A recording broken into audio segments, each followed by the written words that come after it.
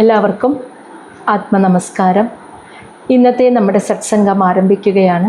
എല്ലാ ദിവസത്തെയും പോലെ ഈ ഒരു കർമ്മത്തെ ആ സർവേശ്വരൻ്റെ പാദങ്ങളിൽ അർപ്പിച്ചുകൊണ്ട് നമുക്ക് ആരംഭിക്കാം.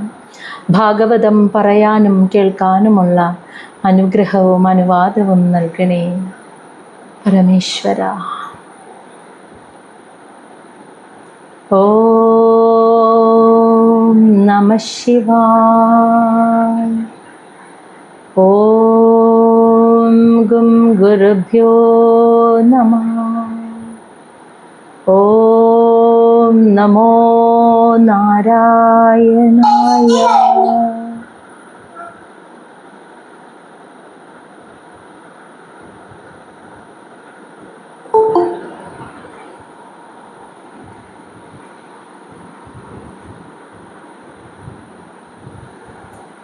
ശ്രീമദ് മഹാഭാഗവതം ചതുർത്ഥ സ്കന്ധം അധ്യായം 22 അല്ലേ. സനകാദികളിൽ മഹർഷിമാരിൽ സനത്കുമാര മഹർഷി പൃഥുമഹാരാജാവിനെ തത്വോപദേശം നൽകുന്നതാണ് നമ്മൾ കണ്ടുകൊണ്ടിരിക്കുന്നത്. അപ്പോൾ നമ്മൾ അതിൻ്റെ 30 ശ്ലോകങ്ങൾ നമ്മൾ കഴിഞ്ഞ ദിവസം മനസ്സിലാക്കി. അപ്പോൾ അതിൽ സനത്കുമാര മഹർഷി പൃഥുമഹാരാജാവിന് പറഞ്ഞു കൊടുക്കുകയാണ്. രാജാവ് ചോദിച്ച ആ ശാശ്വതമായ ശാന്തി, ആ മുക്തി തങ്ങൾക്ക് സാധ്യമാണോ, അതെങ്ങനെ സാധിക്കും എന്ന ചോദ്യത്തിനുള്ള മറുപടിയായിട്ട് പറഞ്ഞു കൊടുക്കുകയാണ്. മനസ്സാണ് പ്രധാനം.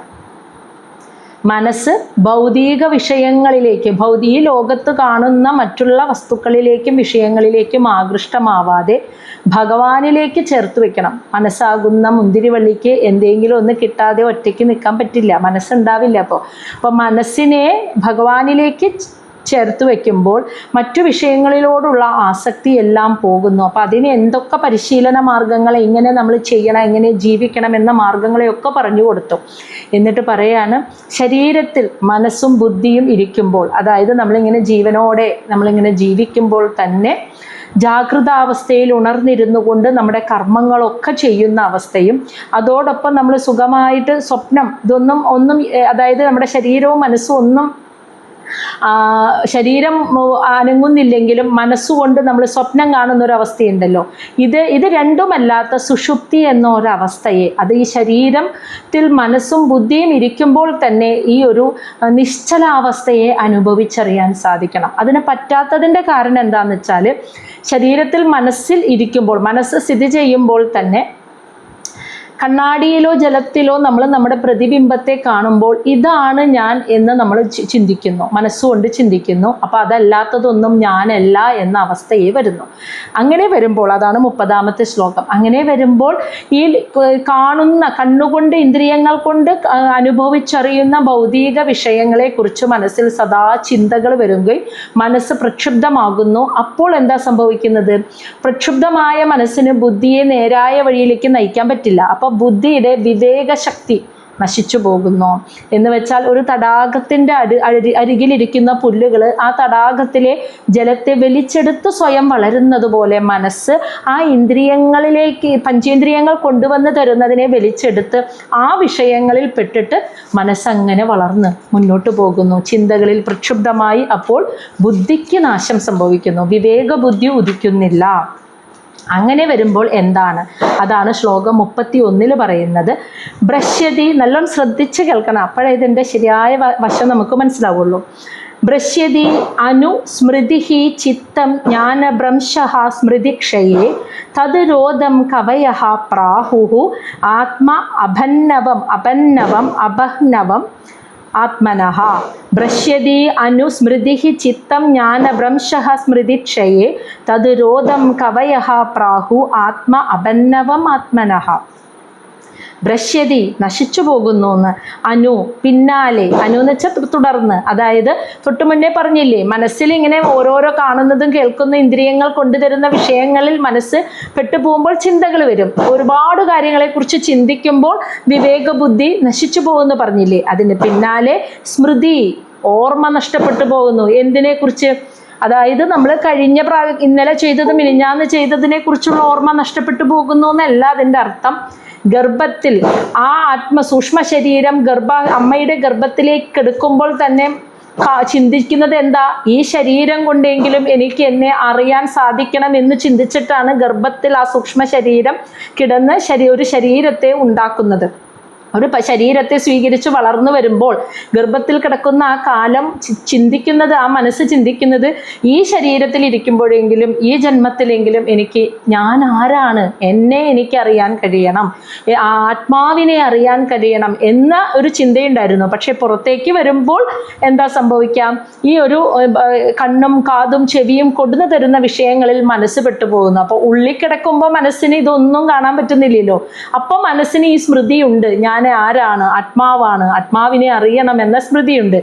പക്ഷെ പുറത്തേക്ക് വരുമ്പോൾ ഇന്ദ്രിയങ്ങൾ ആക്റ്റീവായി. അപ്പോൾ ഇന്ദ്രിയങ്ങൾ കൊണ്ടുവരുന്ന വിഷയങ്ങളിലേക്ക് മനസ്സ് ആകൃഷ്ടമാവുമ്പോൾ ഈ സ്മൃതി നഷ്ടപ്പെട്ടു പോകുന്നു. പിന്നാലെ ചിത്തം, അവബോധം, അതും നഷ്ടപ്പെട്ടു പോകുന്നു. സ്മൃതിക്ഷയെ, സ്മൃതി അങ്ങനെ നഷ്ടപ്പെട്ടു പോകുമ്പോൾ ജ്ഞാനഭ്രംശഃ, യഥാർത്ഥ ജ്ഞാനവും അവിടെ ഇല്ലാതാകുന്നു, ലഭിക്കാതെ വരുന്നു. ഇതിനെയാണ് തത് രോധം എന്ന് വെച്ചാൽ ഈ ഒരു അവസ്ഥയെയാണ് കവയഹ, അതായത് ബ്രഹ്മജ്ഞന്മാർ, ഈ ജ്ഞാനം നേടിയ ബ്രഹ്മജ്ഞന്മാർ പ്രാഹു വിളിക്കുന്നത്. എന്താ? ആത്മനഹ, ആത്മാവിനെ കുറിച്ച് ഇതാണ് നമ്മുടെ ബ്രഹ്മജ്ഞന്മാർ പറയുന്നത്. ആത്മ അഭന്നവം, ആത്മാവിൻ്റെ വിനാശം എന്ന് ബ്രഹ്മജ്ഞന്മാർ പറയുന്നത് ഇതാണ്. അല്ലാതെ നമ്മൾ ജനിക്കുന്നതും മരിക്കുന്നതല്ല ആത്മാവിൻ്റെ നാശം. മരണം ശരീരത്തിന് നാശമുള്ളൂ, ആത്മാവിന് നാശമില്ല. പക്ഷേ ആത്മാവിൻ്റെ നാശം എന്ന് പറയും ബ്രഹ്മജ്ഞന്മാർ വിളിക്കുന്നത് ഇതിനെയാണ്. എന്താ പറയാൻ കാരണം? ആത്മാവ് ഇരിക്കുന്നത് കൊണ്ടാണ് ഈ ശരീരവും മനസ്സും ബുദ്ധിയും പ്രവർത്തിക്കുന്നത്, അല്ലേ? ആത്മാവ് പോകുന്നതോടുകൂടി ശരീരവും മനസ്സും ബുദ്ധിയും പിന്നെ പ്രവർത്തിക്കുമോ? ഇല്ല. അപ്പോൾ ആത്മാവ് എവിടെയാണ് ഇരിക്കണേന്നറിയാലോ? ശരീരം 3 എണ്ണമല്ലേ? സ്ഥൂല ശരീരം, സൂക്ഷ്മ ശരീരം, കാരണശരീരം. കാരണശരീരത്തിലാണ് ആത്മാവിരിക്കുന്നത്, അല്ലേ? അപ്പോൾ ആത്മാവിരിക്കുന്നത് കൊണ്ടാണ് ഈ സ്ഥൂല ശരീരത്തിലെ ശരീരവും സൂക്ഷ്മ ശരീരത്തിലെ മനസ്സും ബുദ്ധിയും ഒക്കെ പ്രവർത്തിക്കുന്നത്. പക്ഷേ അപ്പോൾ ഈ ശരീരം, മനസ്സ്, ബുദ്ധി എന്ന ഉപാധിയെ ഉപയോഗിച്ചപ്പോൾ ആരെ അറിയേണ്ടത്? ആത്മാവിനെയാണ് അറിയേണ്ടത്. പക്ഷേ അമ്മയുടെ ഗർഭത്തിൽ നിന്നും പുറത്തേക്ക് വരുമ്പോൾ മുലപ്പാലിൻ്റെ രുചി നാവറിഞ്ഞു, ആ ഇന്ദ്രിയം അറിഞ്ഞു. രുചി, കാഴ്ച, ശബ്ദം ഇതൊക്കെ കേൾക്കുമ്പോൾ ഇന്ദ്രിയങ്ങൾ കൊണ്ടുവന്ന വിഷയങ്ങളിലേക്ക് മനസ്സ് പെട്ടുപോയപ്പോൾ ആത്മാവിനെ വിസ്മരിച്ചു, മറന്നിട്ട് ഭൗതിക വിഷയങ്ങളിലേക്ക് മനസ്സ്, ഇന്ദ്രിയങ്ങൾ കൊണ്ടുവന്ന് തരുന്ന ഭൗതിക വിഷയങ്ങളിലേക്ക് ആകൃഷ്ടമായപ്പോൾ ആത്മജ്ഞാനം നശിച്ചുപോയി. ആ സ്മൃതി എന്തിനെ അറിയാൻ വേണ്ടിയാണോ ഈ ജന്മം എടുത്ത് അമ്മയുടെ ഗർഭത്തിൽ നിന്നും പുറത്തേക്ക് വന്നത്? ആ സ്മൃതിയും നശിച്ചുപോയി. ഇതിനെയാണ് ആത്മാവിൻ്റെ നാശം എന്ന് പറയുന്നത്. അല്ലാതെ മരണത്തെ ആത്മാവിൻ്റെ നാശമെന്ന് ഒരിക്കലും വിളിക്കില്ല. മനസ്സിലാവുന്നുണ്ടല്ലോ? അപ്പോൾ ഈ ഒരു അവസ്ഥ വരുന്നതിനാണ് ആത്മാവിൻ്റെ വിനാശമെന്ന് ആത്മജ്ഞാനികൾ വിളിക്കുന്നത്. ശ്ലോകം 32. ന അധഃ പരതരഃ ലോകേ പുംസഃ സ്വ അർത്ഥവ്യതിക്രമഃ യത് അധി അന്യസ്യ പ്രേയസ്ത്വം ആത്മനഃ സ്വവ്യതിക്രമാത്. എന്നിട്ട് പറയാണ്, ന എന്ന് വെച്ചാൽ ഇല്ല, അധഃ പരതരഃ, അധഃ എന്ന് വെച്ചാൽ അധഃ പരതരഃ എന്ന് വെച്ചാൽ ഇതിലും പരതരം വലുതായിട്ടൊരു ദോഷം ഇനി ഒരു മനുഷ്യന് ഈ ലോകത്തിൽ വരാനില്ല എന്ന്. ഇതിലും വലിയൊരു ദോഷം ഈ ഒരു മനുഷ്യന് ഈ ലോകത്തിൽ ഇനി ഈ ഭൂമിയിൽ ജീവിക്കുമ്പോൾ ഇനി വരാനില്ല. പുംസഹ, ഒരു മനുഷ്യന്. എന്താണ് ആ ദോഷം? യത് അതി അന്യസ്യ, ഏതൊരു ആത്മാവിനെ മറന്നിട്ട് അന്യസ്യ, മറ്റു ഭൗതിക ആത്മാവല്ലാത്ത മറ്റു ഭൗതിക വിഷയങ്ങളിൽ, ഒരിക്കലും യഥാർത്ഥമല്ലാത്ത വെറും സങ്കല്പം മാത്രമായിട്ടുള്ള ആ ഭൗതിക വിഷയങ്ങളിൽ പ്രേയസ്ത്വം, അതിയായ താല്പര്യം മനസ്സിൽ തോന്നുമ്പോൾ ആത്മനഃ, ആ ആത്മാവിന് വേണ്ടി സ്വവ്യതിക്രമാത്, അതായത് ആ ആത്മാവ് സ്വവ്യതിക്രമാത് എന്ന് വെച്ചാൽ സ്വയം നശിച്ചു പോകുന്നു. ആത്മാവ് സ്വയം നശിച്ചു പോകുമ്പോൾ അർത്ഥവ്യതിക്രമ, അതോടുകൂടി ആ വ്യക്തിയുടെ നാശം സംഭവിക്കുന്നു. അതായത് അവൻ സ്വയം അതോടുകൂടി ഇല്ലാതാകുന്നു. ഇതാണ് ഭൂമിയിൽ ജീവിക്കുമ്പോൾ ഒരു മനുഷ്യന് വരുന്ന ഏറ്റവും വലിയ ദോഷം. അല്ലാതെ സാമ്പത്തിക ബാധ്യതകൾ വരിക, രോഗങ്ങൾ വരിക, കടബാധ്യതകൾ വരിക, അല്ലെങ്കിൽ പീഡിപ്പിക്കപ്പെടുക, വേറെ ഏതെങ്കിലും തരത്തിലൊക്കെ എന്തെങ്കിലും അതിയായ ദുഃഖങ്ങളും പ്രശ്നങ്ങളും അനുഭവിക്കുന്നുണ്ടെങ്കിൽ ഇതൊന്നല്ല ഏറ്റവും വലിയ ദോഷം എന്ന് പറയുന്നത്. ആത്മാവിനെ അറിയാൻ വേണ്ടി ലഭിച്ച ഉപാധികളാകുന്ന ഈ സ്ഥൂല ശരീരത്തിലും സൂക്ഷ്മ ശരീരത്തിലും ഇരിക്കുന്ന ശരീരം, മനസ്സ്, ബുദ്ധി എന്നീ ഉപാധികൾ ആത്മാവുള്ളത് കൊണ്ട് മാത്രം ചലിക്കുന്നതാണ്. അത് ആത്മാവിനെ അറിയാൻ വേണ്ടിയിട്ടുള്ള ഉപാധികളാണ്. എന്നാൽ അമ്മയുടെ ഗർഭത്തിൽ നിന്ന് പുറത്തേക്ക് വീഴുന്നതോടുകൂടി ആ സ്മൃതി മറന്നിട്ട് എന്തിനു വേണ്ടിയാണോ ഈ ഉപാധിയെ എടുത്തത്, ആ ഉപാധികൾ ഉപയോഗിച്ച് ഇന്ദ്രിയങ്ങൾ കൊണ്ടുവന്ന് തരുന്ന വിഷയങ്ങളിലേക്ക് ആകൃഷ്ടരായിട്ട് അതിനോട് കൂടുതൽ അതീവ താല്പര്യം, അതാണ് പ്രേയസ്ത്വം, അതിനോട് അതീവമായ താല്പര്യം തോന്നുമ്പോൾ ആത്മാവിൻ്റെ നാശം സംഭവിക്കുന്നു. ആത്മാവിൻ്റെ നാശം എന്ന് വെച്ചാൽ ഒരു വ്യക്തിയുടെ ഏറ്റവും വലിയ സ്വയം നശിച്ചു എന്നാണ് അർത്ഥം. ഭൂമിയിൽ ജീവിക്കുമ്പോൾ ഇതിലും വലിയൊരു വിനാശം, ഒരാപത്ത് ഇനി വരാനില്ല. കുറച്ചെങ്കിലും ആധ്യാത്മികമായ കാര്യത്തിൽ, ആധ്യാത്മികത എന്ന് പറഞ്ഞാൽ തന്നെ അതിലുണ്ടൊരു ആത്മാവ്, ആത്മാവാണ് ഞാൻ എന്ന ആ ഒരു യാഥാർത്ഥ്യത്തിൽ മനസ്സിനെ ഉറപ്പിച്ചു നിർത്തിക്കൊണ്ട് ജീവിക്കാൻ കഴിഞ്ഞില്ലെങ്കിൽ അതാണ് ഒരു മനുഷ്യൻ്റെ ജീവിതത്തിലെ ഏറ്റവും വലിയ നാശം. അല്ലാതെ രോഗങ്ങൾ വരുന്നതും ആപത്തുകൾ വരുന്നതും ഒന്നുമല്ല നാശം. ഇതാണ് ഏറ്റവും വലിയ നാശമെന്ന് ആത്മാവിനെ അറിയാതെ, ഒരല്പം പോലും അറിയാതെ, യഥാർത്ഥത്തിൽ ഞാനാകുന്ന ആ ആത്മാവിനെ അറിയാതെ ജീവിക്കലാണ് ഏറ്റവും വലിയ നാശമെന്നാണ് സനത്കുമാര മഹർഷി പറഞ്ഞു കൊടുക്കുന്നത്. ശ്ലോകം 33. അർത്ഥ ഇന്ദ്രിയാർത്ഥ അഭിധ്യാനം സർവ അർത്ഥ അപന്നവഃ നൃണാം ഭ്രംശിതഃ ജ്ഞാന വിജ്ഞാനാത് യേന ആവിശതി മുഖ്യതാം. അർത്ഥം സമ്പത്തുണ്ടാക്കുക, ഇന്ദ്രിയാർത്ഥം ഇന്ദ്രിയ സുഖങ്ങളെക്കുറിച്ചും അഭിധ്യാനം നിരന്തരം ചിന്തിച്ചിട്ട് സർവ അർത്ഥം എല്ലാ അർത്ഥങ്ങളും എന്ന് പറഞ്ഞാൽ എന്താ? പുരുഷാർത്ഥം എന്ന് വെച്ചാൽ ഏതാ? ധർമ്മമർത്ഥം കാമം മോക്ഷമാകുന്ന ആ പുരുഷാർത്ഥങ്ങളെ നൃണാം ഒരു മനുഷ്യൻ അഭന്നവ നേടാൻ കഴിയാതെ പോകുന്നു. പൈസ ഉണ്ടാക്കാനും സമ്പത്തുണ്ടാക്കല്, വലിയ കോടീശ്വരനാവല്, ഇന്ദ്രിയങ്ങളുടെ സുഖം, ഭൗതിക സുഖം അനുഭവിക്കല്, ഇത് മാത്രമാണ് ജീവിത ലക്ഷ്യമെന്ന് വിചാരിച്ച് ഇതിലേക്ക് ആകൃഷ്ടരായി ജീവിക്കുമ്പോൾ പുരുഷാർത്ഥങ്ങൾ ഒരു മനുഷ്യന് പുരുഷാർത്ഥങ്ങളെ ലഭിക്കാതെ പോകുന്നു എന്ന്, പുരുഷാർത്ഥങ്ങളെ പ്രാപിക്കാതെ വിനാശം സംഭവിക്കുന്നു എന്നാണ് പറയുന്നത്. അതായത് ധർമ്മം, അർത്ഥം, കാമം അങ്ങനെ ജീവിച്ച് മോക്ഷം നേടുക, ആ പുരുഷാർത്ഥങ്ങളെ നേടാൻ കഴിയാതെ വിനാശം സംഭവിക്കുന്നു. അപ്പോൾ ഭ്രംശിതഃ ഇല്ലാതായിത്തീരുന്നു ജ്ഞാനം. അപ്പോൾ യഥാർത്ഥ ജ്ഞാനം നേടാൻ കഴിയാതെ പോകുന്നു. വിജ്ഞാനാത് വിജ്ഞാനം എന്ന് വെച്ചാൽ നേടിയ ജ്ഞാനം അനുഭവിച്ചറിയാൻ വേണ്ടി ജീവിക്കലാണ്. അങ്ങനെ അനുഭവിച്ചറിയുന്ന വിജ്ഞാനവും ഇല്ലാതെ പോകുന്നു. അപ്പോൾ യേന എന്ന് വെച്ചാൽ ഇവയെല്ലാം കൊണ്ട് ആവിശതി മുഖ്യതാം. ആവിശതി എന്ന് വെച്ചാൽ അർത്ഥം പ്രവേശിക്കുന്നു. മുഖ്യതാം എന്ന് പറഞ്ഞാൽ മാറ്റമില്ലാത്ത ജീവിതം എന്നാണ് ഇവിടെ പറയുന്നത്. മുഖ്യതാം എന്നതുകൊണ്ട് ഉദ്ദേശിക്കുന്നത് മാറ്റമില്ലാത്ത ജീവിതം എന്ന് വെച്ചാൽ എന്താ? ജനിക്കുന്നു മരിക്കുന്നു, ജനിക്കുന്നു മരിക്കുന്നു. ഇതിനൊരു മാറ്റം സംഭവിക്കണമെങ്കിൽ മുക്തിയിലേക്ക് വഴി നയിക്കണം. ഇതിനൊരു മാറ്റം സംഭവിക്കണമെങ്കിൽ മുക്തിയിലേക്ക് പോകണം. അപ്പം ജനന മരണമാകുന്ന ആ ചക്രത്തിൽ വീണ്ടും തുടർന്നുകൊണ്ടിരിക്കുന്നു. ജീവിതത്തിൽ ഒരു ഉന്നതി സംഭവിക്കില്ല. ജീവിതം ഇങ്ങനെ ജനിക്കുന്നു, ഭൗതിക സുഖങ്ങൾ അനുഭവിച്ച് ജീവിക്കുന്നു, മരിക്കുന്നു, വീണ്ടും കർമ്മഫലം അനുഭവിക്കാൻ ജനിക്കുന്നു, വീണ്ടും ഭൂമിയിൽ കഷ്ടപ്പാടുകളും ദുരിതം അനുഭവിച്ച് ജീവിക്കുന്നു, മരിക്കുന്നു. അതാണ് മുഖ്യത. മാറ്റമില്ലാത്ത ജീവിത ചക്രത്തിൽപ്പെട്ട് ഇങ്ങനെ അതിലേക്ക് ആവിശതി എന്ന് വെച്ചാൽ പ്രവേശിക്കുന്നു. അപ്പം ഇന്ദ്രിയ സുഖം, ഭൗതിക സുഖങ്ങളും പണമുണ്ടാക്കലും ഇതിലേക്ക് ആകൃഷ്ടമാകുമ്പോൾ പുരുഷാർത്ഥങ്ങളെ പ്രാപിക്കാൻ കഴിയാതെ വരുന്നു. അപ്പം ജ്ഞാനം നേടാനും പറ്റണില്ല. യോഗ്യത, ജ്ഞാനം നേടാൻ തന്നെ ഒരു യോഗ്യത വേണം അല്ലേ? ഈ അവസ്ഥയിൽ ഇരിക്കാൻ, അതിനെ കേട്ടറിയാൻ തന്നെ ഒരു മനുഷ്യൻ അതിനുള്ള യോഗ്യതയെങ്കിലും വേണം. അതിന് യോഗ്യതയില്ലാത്തവർ കേൾക്കാൻ പോലും താല്പര്യം കാണിക്കില്ല. അപ്പോൾ കേട്ടറിയാൻ, ജ്ഞാനത്തെ കേട്ടറിയാനും അതുപോലെ അനുഭവിച്ചറിയാനും സാധിക്കാതെ വരുമ്പോൾ അങ്ങനെ അവൻ ജനന മരണ ചക്രത്തിൻ്റെ തുടർച്ചയിൽ പ്രവേശിക്കുന്നു. അപ്പോൾ അവൻ ആ ഒരു മുക്തിയിലേക്ക് അവൻ എത്തുന്നില്ല എന്നർത്ഥം. ശ്ലോകം 34. ന കുര്യാത് കർഹിചിത് സംഗം തമഹ തീവ്രം തിദീരിഷു ധർമാർത്ഥ കാമമോക്ഷാണാം യത് അത്യന്ത വിഘാതകം. അതുകൊണ്ട് ന കുര്യാത് കർഹിച്ചിത്ത്, കർഹിത് എന്ന് വെച്ചാൽ ഒരിക്കൽ പോലും, ന കുര്യാത് എന്ന് വെച്ചാൽ മനസ്സ് വെക്കരുതെന്ന്, സംഘം എന്ന് വെച്ചാൽ മനസ്സിൽ മമത വെക്കരുത്. എന്തിലെ?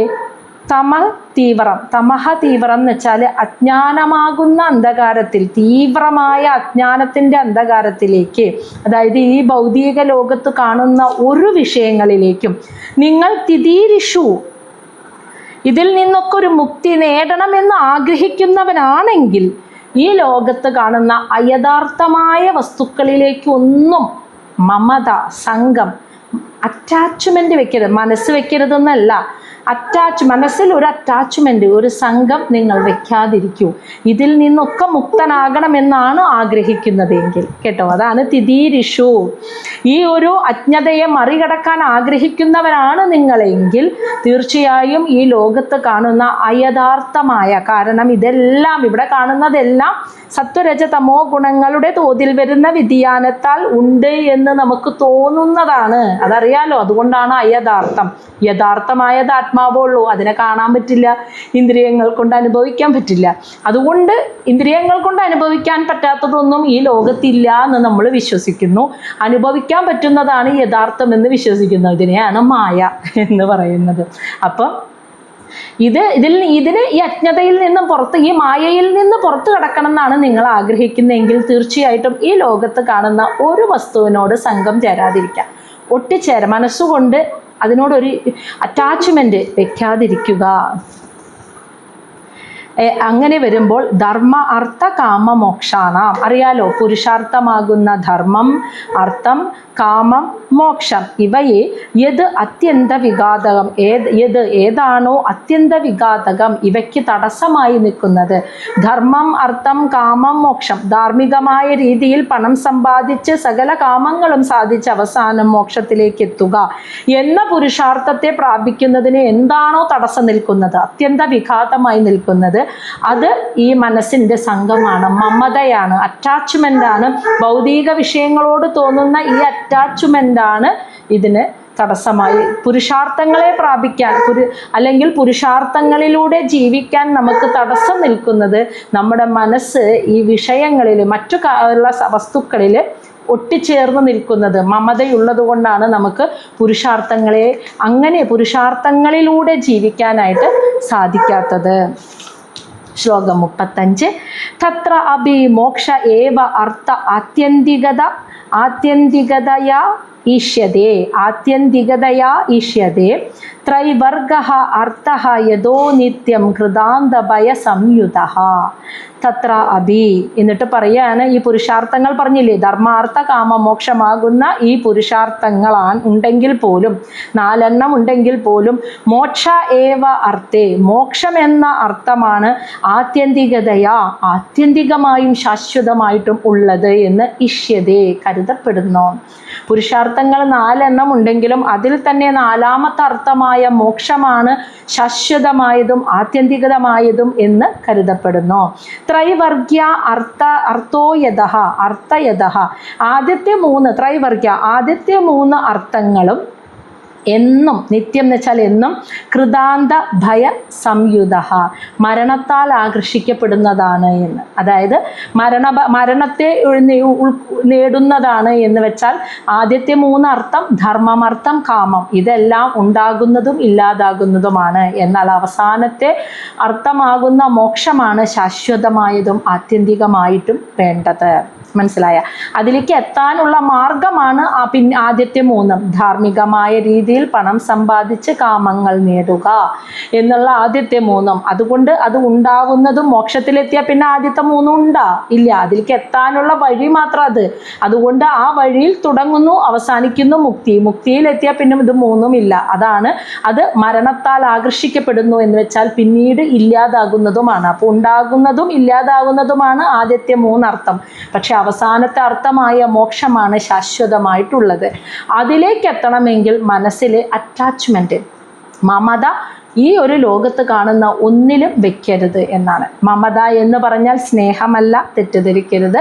സ്നേഹമല്ല, എൻ്റെ സ്വന്തം എന്ന സ്വാർത്ഥതയാണത് മമത എന്ന് പറയുന്നത്. അത് നമ്മൾ കളയണം. മനസ്സിലായ?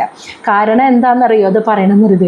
എൻ്റെ സ്വന്തം, ഈ ലോകത്ത് കാണുന്ന എന്തെങ്കിലും ഒരു വസ്തു എൻ്റെ സ്വന്തം എന്ന് എനിക്ക് കരുതാനുള്ള അവകാശം ഉണ്ടാവണമെങ്കിൽ ഞാൻ ആ പ്രകൃതി എന്ന ശക്തിയുടെ അനുഗ്രഹത്തെ നേടിയവളായിരിക്കണം. കാരണം ഈ പ്രപഞ്ചത്തിൽ കാണുന്ന സർവ്വതും, ഒരു വസ്തു, ചലിക്കുന്നതും ചലിക്കാത്തതുമായ ഒരു കല്ല് പോലും ഒരു അരിമണി പോലും അല്ലെങ്കിൽ ഒരു കല്ല് പോലും ഇത് എൻ്റെയാണ് എന്ന് പറയാൻ നമുക്ക് ആർക്കും അവകാശമില്ല. ആ അവകാശം ആർക്കാ ഉള്ളതെന്നോ? അതെല്ലാം ആരുടെയാ? പ്രകൃതിയുടെ. അതാണ് നമ്മൾ ദേവി മഹാത്മ്യത്തിൽ പഠിച്ചത്. എൻ്റെ സ്വന്തം എന്ന് ഞാൻ കരുതുന്നതെല്ലാം ആ പ്രകൃതിക്ക് തന്നെ കൊടുത്തിട്ട് ആ അമ്മയുടെ ദാസനോ ദാസിയോ ആയിട്ട് അമ്മ അനുഗ്രഹിച്ചു തന്നതിനെ ഒരു ദാസിയെ പോലെ അനുഭവിക്കുന്നവളാണ് ഞാൻ എന്ന മനസങ്കല്പത്തിൽ നിന്നുകൊണ്ട് ഇവിടെയുള്ളതിനെയെല്ലാം, ഭൂമിയാണെങ്കിലും വീടാണെങ്കിലും കുടുംബമാണെങ്കിലും ബന്ധുക്കളാണെങ്കിലും സർവ്വതിനെയും അനുഭവിക്കേണ്ടത്. എൻ്റെ സ്വന്തം എന്ന സങ്കല്പം വെക്കരുത്, ഇതെൻ്റേത് എന്ന സങ്കല്പം വെക്കരുതെന്ന്. അമ്മയുടെ ദാസിയായി നിന്ന്, പ്രകൃതിയുടെ ദാസിയായി നിന്ന് പ്രകൃതി അനുവദിച്ച് തന്ന സുഖത്തെ അനുഭവിക്കുന്നു എന്ന സങ്കല്പത്തിൽ വേണം അനുഭവിക്കാൻ. അല്ലാതെ എൻ്റെ സ്വന്തം എന്ന് നമ്മൾ വെക്കരുതെന്ന്. കാരണം അതിനുള്ള അവകാശം നമുക്കില്ല. അതിനുള്ള അവകാശം ആർക്കാണെന്നറിയോ? സാക്ഷാൽ ബ്രഹ്മജ്ഞന്മാർക്ക് മാത്രം. അതായത് ആ പ്രകൃതിയിൽ പൂർണ്ണ അർപ്പണം ചെയ്ത് ആ പ്രകൃതിയുടെ ആ അമ്മയുടെ അനുഗ്രഹം സിദ്ധിച്ച ആ യഥാർത്ഥ ബ്രഹ്മത്തെ അനുഭവിച്ചറിഞ്ഞ ബ്രഹ്മജ്ഞാനികളുണ്ടല്ലോ, അവർക്ക് മാത്രമേ ഈ പ്രപഞ്ചത്തിലെ ഒരു കല്ലിനെ അല്ലെങ്കിൽ ഒരു അരിമണിയെ പോലും ഇതെൻ്റെ സ്വന്തം എന്ന് അവകാശപ്പെടാനുള്ള അധികാരമുള്ളൂന്നും നമുക്കാർക്കും അതിനില്ല. കാരണം നമ്മളാരും ആ ഒരു രീതിയിൽ പൂർണ്ണമായ അമ്മയ്ക്ക് വിട്ടുകൊടുത്തിട്ടില്ല. അമ്മ നമ്മളിൽ പ്രസാദിച്ച് മായയിൽ നിന്നും മുക്തി എടുക്കുന്നില്ലേ? മായയിൽ നിന്നും പുറത്തേക്ക് എടുക്കുന്നത് ആരെയാണോ അമ്മ, അതിന് പ്രകൃതിയുടെ അനുഗ്രഹം കിട്ടണം. പ്രകൃതി വിചാരിച്ചാലേ അവരെ മായയിൽ നിന്ന് എടുക്കൂ. അങ്ങനെ പ്രകൃതി അനുഗ്രഹിക്കണമെങ്കിൽ ആ അമ്മയിൽ ഈഗോ കളഞ്ഞ് പൂർണ്ണ ശരണാഗതി അടയണം. അങ്ങനെ അടഞ്ഞിട്ട് അമ്മ അതിൽ സംതൃപ്തരായി ആരെയാണോ അതിൽ നിന്നും പുറത്തേക്ക് എടുക്കുന്നത് അവർക്ക് മാത്രമേ ഈ മായയിൽ കാണുന്ന സർവ്വതും എൻ്റെ സ്വന്തം എന്ന് പറയാനുള്ള അധികാരമുള്ളൂ. അല്ലാത്തവർക്ക് ആർക്കും ഇല്ല. അപ്പോൾ അതാണ് ഇവിടെ പറയുന്നത്. എത്ര സത്യമായൊരു വാക്കാണത് പറഞ്ഞതെന്ന് ആലോചിക്കണം കേട്ടോ. ഈ പുരുഷാർത്ഥങ്ങളിൽ മോക്ഷം മാത്രമേ ശാശ്വതമായിട്ടുള്ളൂ, ബാക്കി മൂന്നും ശാശ്വതമല്ല. അത് ഉണ്ടാവും, ഇല്ലാതാവും. കാരണം അത് ആ മുക്തിയിലേക്ക് വരാനുള്ള വഴിയെ ഒരുക്കി തരുന്ന മാർഗമാണ്. ആ മുക്തിയിലേക്ക് എത്തണമെങ്കിൽ, ഈ വഴിയിലൂടെ ജീവിക്കണമെങ്കിൽ, ഈ ധർമ്മം അർത്ഥം കാമമൊക്കെ അനുഭവിച്ച് ആ വഴി മാർഗത്തിലൂടെ സഞ്ചരിക്കണമെങ്കിൽ അറ്റാച്ച്മെൻറ്റ് വിടണമെന്ന്. ഈ ലോകത്ത് കാണുന്നത് എൻ്റെ സ്വന്തം എന്ന മനസ്സിൻ്റെ ആ സങ്കല്പത്തെ നമ്മൾ കളയണം. കാരണം അതെങ്ങനെയാണ് കളയാന്നുള്ള ചോദ്യത്തിന് ഉത്തരമാണ് ഞാൻ പറഞ്ഞത്. എങ്ങനെയാണ് അത് നമ്മുടെ സ്വന്തമാവുക? ഈ പ്രപഞ്ചത്തിൽ കാണുന്ന ഒരു അരിമണി പോലും എൻ്റെ സ്വന്തമല്ല. കാരണം അത് പ്രകൃതീശ്വരിയാണ്, പ്രകൃതിയാണ് അത് എനിക്ക് തന്നത്. ഇന്ന സ്ഥലത്ത് ജനിക്കാൻ, ഇത്രയും വയസ്സ് വരെ ജീവിക്കാൻ ഈ ശരീരം തന്നതൊക്കെ നമ്മൾ ആരുടെയെങ്കിലും കഴിവ് കൊണ്ടാണോ? അല്ലല്ലോ. അപ്പോൾ പ്രകൃതി നിശ്ചയമാണ് ഇതെല്ലാം. അപ്പോൾ പ്രകൃതിയാകുന്ന അമ്മയാണ് എനിക്കിതെല്ലാം തന്നതെങ്കിൽ ഇത് അമ്മയ്ക്ക് സ്വന്തം. ഞാൻ ആ അമ്മയുടെ ദാസിയായി നിന്നിട്ട് അമ്മ അനുഗ്രഹിച്ച് ഈ ജന്മത്തിൽ ഇന്നതൊക്കെ അനുഭവിച്ചോ എന്ന് പറഞ്ഞ് തന്നതിനെ ഞാൻ അനുഭവിക്കുന്നു. ഈ സങ്കല്പം മനസ്സിൽ വെച്ചൊന്ന് നോക്കൂ, ജീവിച്ച് നോക്കൂ. അറ്റാച്ച്മെൻ്റ് ഉണ്ടാവില്ല, പക്ഷേ നിഷ്കളങ്കമായ സ്നേഹവും ഉണ്ടാവും. മനസ്സിലായോ? അപ്പോൾ അതാണ് അതിനുള്ള മാർഗം. ശ്ലോകം 36. പരേ അവരേ ചയേ ഭാവ ഗുണവ്യതികരാതനു ന തേഷാം വിദ്യതേ ക്ഷേമം ഈശ വിധ്വംസിത ആശിഷാം. പരേ അവരേ, പരേ ഈ ലോകത്ത് ജീവിക്കുമ്പോൾ, പരേ എന്ന് വെച്ചാൽ ഉയർന്ന ജീവിതം, അവരേ എന്ന് വെച്ചാൽ താഴ്ന്ന ജീവിതം. ഈ ഭാവ, ഈ രണ്ടവസ്ഥകളും ഗുണവ്യതികരാത് അനു, പ്രകൃതിയുടെ ത്രിഗുണങ്ങളിലെ തോതിൽ വരുന്ന വ്യത്യാസം കൊണ്ടുണ്ടാകുന്നതാണ്. അത് നമുക്കറിയാലോ. ഈ ലോകത്ത് നല്ല രീതിയിൽ ആളുകൾ ജീവിക്കുന്നുണ്ട്, കുറേ കഷ്ടപ്പാടും ദുരിതവും അനുഭവിച്ച് മോശാവസ്ഥയിലും ആളുകൾ ജീവിക്കുന്നുണ്ട്. അതിന് കാരണം എന്താ? പ്രകൃതിയുടെ സത്വരജ തമോ ഗുണങ്ങളിൽ വരുന്ന തോതിൽ വരുന്ന വ്യതിയാനത്താലാണ് മനുഷ്യൻ്റെ ജീവിതം, ഉയർന്ന ജീവിതവും താഴ്ന്ന ജീവിതവും ആയി മാറുന്നതിൻ്റെ കാരണം ഇത് രണ്ടുമാണ്. ഇതാണ് അല്ലേ? ആ ഒരു സത്വഗുണം കൂടി നമ്മൾ ചെയ്തു വെച്ച കർമ്മങ്ങളും തമോ ഗുണം കൂടി രജോ ഗുണം കൂടി നമ്മൾ ചെയ്തു വെച്ച കർമ്മങ്ങളുടെ ഫലമായിട്ടാണല്ലോ നമുക്ക് ഈ ജന്മത്തിൽ ഉയർന്ന ജീവിതവും താഴ്ന്ന ജീവിതവും ഒക്കെ അനുഭവിക്കാൻ കിട്ടുന്നത്. അപ്പോൾ ആ പ്രകൃതിയുടെ ത്രിഗുണങ്ങളിൽ വരുന്ന വ്യതിചലനത്താലാണ് ഈ ലോകത്ത് ഉയർന്ന ജീവിതവും താഴ്ന്ന ജീവിതവും അനുഭവിക്കുന്നത്. അപ്പോൾ തേഷാം, ഇവയ്ക്കൊന്നും ന വിദ്യതേ ക്ഷേമം, ശാശ്വതമായ ഒരു ക്ഷേമമില്ല എന്ന് മനസ്സിലാക്കുക. അതായത് ഇവ സ്ഥിരമല്ല.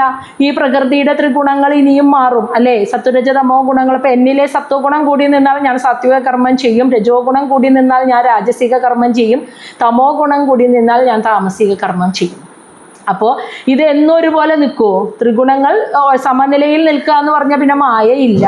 അപ്പോൾ ത്രിഗുണങ്ങളുടെ തോത് എപ്പോഴും ഇങ്ങനെ വ്യതിയാനം സംഭവിച്ചുകൊണ്ടിരിക്കും. അതുകൊണ്ട് അതിന് ശാശ്വതമായ ഒരു ക്ഷേമം ഒരിക്കലും, അതായത് ഭൂമിയിലെ ജീവിതത്തിന് ശാശ്വതമായ ഒരവസ്ഥ എപ്പോഴെങ്കിലും ഉണ്ടാവുമോ? ഉയർന്ന ജീവിതം എന്നും ഉണ്ടാവുമോ? എന്നും ഒരാൾക്ക് ജനിക്കുന്നതിനും മരിക്കുന്നതിൻ്റെ ഉള്ളിൽ എന്നും ഒരുപോലെ ഉള്ള അവസ്ഥ ജീവിതത്തിൽ ഉണ്ടാവുമോ? ഇല്ല. ഉയർച്ച താഴ്ചകൾ മാറി മാറി വരും. അതിന് കാരണം പ്രകൃതിയുടെ ത്രിഗുണങ്ങളിൽ വരുന്ന തോതിൽ വരുന്ന വ്യതിയാനമാണ്. അതുകൊണ്ട് ഇതിന് ശാശ്വതമായ ഒരു ക്ഷേമം ഒരിക്കലുമില്ല. കാരണം ഈശൻ എന്ന് വെച്ചാൽ ഈ കാലം എന്ന ശക്തി വിധ്വംസിത ആശിഷാം. കാലം എന്ന ശക്തിയാണ് ഇതിൻ്റെ ആയുസ്സിനെ വിധ്വംസിത നശിപ്പിക്കുന്നത്. അതായത് സങ്കടമാണെങ്കിലും ദുഃഖമാണെങ്കിലും ഉയർച്ചയാണെങ്കിലും താഴ്ചയാണെങ്കിലും ജീവിതത്തിൽ വരുമ്പോൾ അതിൻ്റെ ആയുസ്സിനെ നശിപ്പിക്കുന്നത് കാലശക്തിയാണ് അല്ലേ? കാലാനുകൂലമാകുമ്പോൾ ഉയർന്ന ജീവിതം, കാലം പ്രതികൂലമാകുമ്പോൾ മോശമായ ജീവിതം. ഇതിന് കാരണം ത്രിഗുണങ്ങളിൽ വരുന്ന വ്യതിയാനമാണ്. അതുകൊണ്ട് തന്നെ ഇതിന് ശാശ്വതമായ, ഭൂമിയിലെ ജീവിതത്തിന് ശാശ്വതമായ ഒരവസ്ഥ ആർക്കും ഒരിക്കലും ഉണ്ടാവില്ല. കാലം എന്ന ശക്തിയാൽ ഇതിൻ്റെ ആയുസ് എപ്പോഴും നശിച്ചു കൊണ്ടിരിക്കും. സുഖത്തിൻ്റെ ആയുസ്സും നശിക്കും, ദുഃഖത്തിൻ്റെ ആയുസ്സും നശിക്കും.